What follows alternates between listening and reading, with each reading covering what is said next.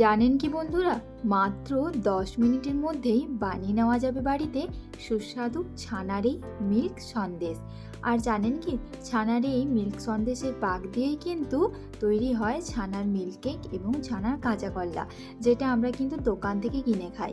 আর যদি এই প্রসেসটা আপনাদের জানা থাকে, তাহলে কিন্তু যখনই মিষ্টি খাওয়ার ইচ্ছা হবে বাড়িতে কিন্তু এইভাবে এই মিষ্টিটা বানিয়ে ফেলতে পারবেন। এই পাক থেকে কিন্তু আরও 2 ধরনের মিষ্টি তাহলে আপনারা বানাতে পারবেন। নমস্কার, আমি মধুমিতা। আমার আরও একটি কুকিং ব্লগে আপনাদের স্বাগত জানাই। এখানে আমি 100 গ্রাম ছানা নিয়েছি। হাফ লিটার দুধ থেকে আমার এখানে 100 গ্রাম ছানা তৈরি হয়েছে।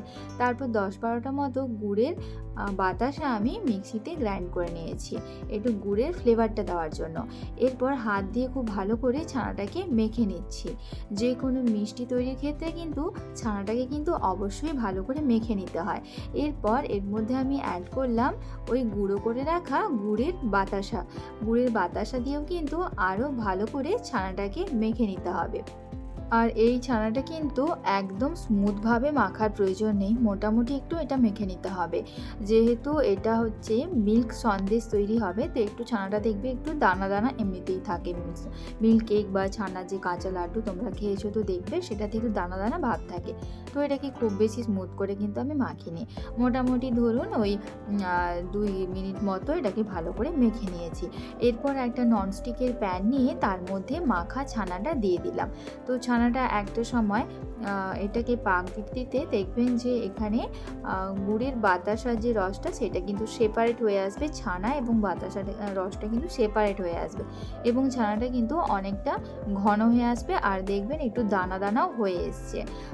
এই মিষ্টিটা কিন্তু আমার প্রচণ্ড ফেভারিট। মানে আমার বাড়িতে যখন ছানা একটু হয়ে যায়, মানে যখন দুধ থেকে আমি ছানা কাটিয়ে নিই, দুধ খেতে ইচ্ছে করছে না হয়তো, তো ছানাটা কাটিয়ে নিই, তো সেই সময় আমার এই মিষ্টিটা কিন্তু আমি বানিয়ে ফেলি।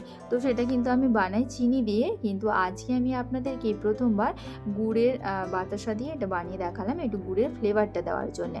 এরপর ছানাটা যখন অনেকটা গাঢ় গাঢ় হয়ে এসছে এবং রসটাও সেপারেট হয়ে গেছে, সেই সময় দিয়ে দিতে হবে লিকুইড মিল্ক। মিল্কটা দিয়েও খুব ভালো করে মিক্স করে নিলাম। এরপর স্প্যাচুলা দিয়ে একটু চেপে চেপে এটাকে আমি রান্না করে নিচ্ছি।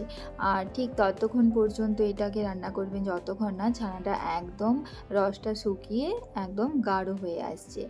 আর এখানে লিকুইড মিল্ক আপনারা চাইলে কাউ মিল্কও ইউজ করতে পারেন, না হয় বাড়িতে যদি পাউডার মিল্ক থাকে তো সেটাকে গরম জলে গুলে নিয়ে সেই লিকুইড মিল্কটাও ব্যবহার করতে পারেন। দেখুন অনেকটা ঘন হয়ে গেছে। তো এই পর্যায়ে কিন্তু আপনারা এই সন্দেশটাকে একটা কন্টেনারের মধ্যে ঢেলে সেটাকে তারপর ঠান্ডা হয়ে গেলে চৌকো চৌকো করে কেটে ছানার মিল্ক কেক হিসেবেও খেতে পারেন।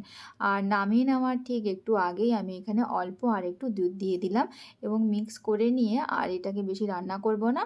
এরপর গ্যাসের ফ্লেমটা অফ করে দিয়ে এটাকে নামিয়ে নিচ্ছি। আর এটা যত ঠান্ডা হতে থাকবে তত কিন্তু এটা বেশ গুড়ের রসে অথবা চিনি থাকলেও চিনির রসের জন্য এটা কিন্তু অনেকটা আঁটো আঁটো হবে। আর সেক্ষেত্রে এটাকে কিন্তু বেশ হাতের মধ্যে পাক দিয়ে ছানার কাঁচা গল্লাও আপনারা বানিয়ে নিতে পারেন। পরে না হয় অন্য কোনো দিন আপনাদের ওই ছানার কাঁচা গল্লা আর ছানার মিল্ক কেকের একটি ভিডিও বানিয়ে দেখানো যাবে। তো বন্ধুরা, কেমন লাগলো আমার এই রেসিপি? যদি ভালো লেগে থাকে তাহলে অবশ্যই আপনারা বাড়িতে ট্রাই করবেন, আর কেমন হয়েছিল খেতে আমাকে কমেন্ট করে জানাতে ভুলবেন না।